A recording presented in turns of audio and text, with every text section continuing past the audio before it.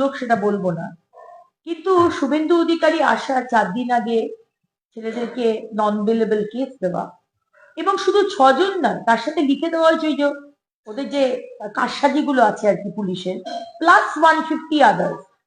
মানে নামটা দিল না, যখন মর্জি তখন তাকে তুলে নেবে। এটা এখন শুরু হলো মমতা ব্যানার্জি।